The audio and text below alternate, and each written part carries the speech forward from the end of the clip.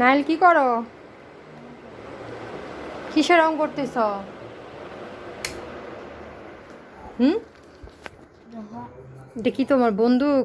দেখুন ভাই, দেখুন কার এরকম বন্দুক আছে। আমার ছেলের বন্দুক। এই যে কালার পেন্সিল দিয়ে রং করতেছে।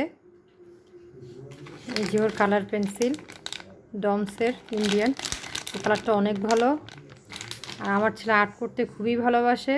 সামান্য সামান্য জিনিসও ও আপনাদের হয়তো বা শেয়ার করছি এর আগে। ওর অনেক আর্ট।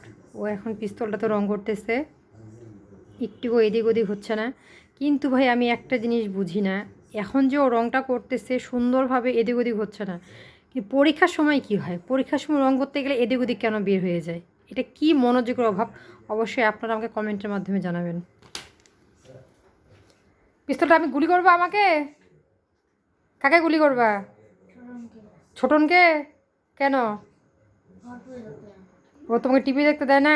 হ্যাঁ দেখেন, ছেলে বলে আমার ছোটনকে গুলি করবো, টিভি দেখতে দিচ্ছে না। ছোটন মনে হচ্ছে ওর ছোটো খালামুনি। কেমনে করে গুলি করবা? আমাকে দেখাই দাও তো,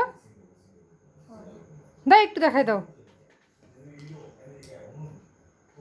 আওয়াজ কই পিস্তলে তোমার? ওরে বাবা, আমি তো মরে গেলাম। তো ঠিক আছে, সবাই ভালো থাকবেন, সুস্থ থাকবেন। আসসালামু আলাইকুম ও পিস্তলের শুভেচ্ছা।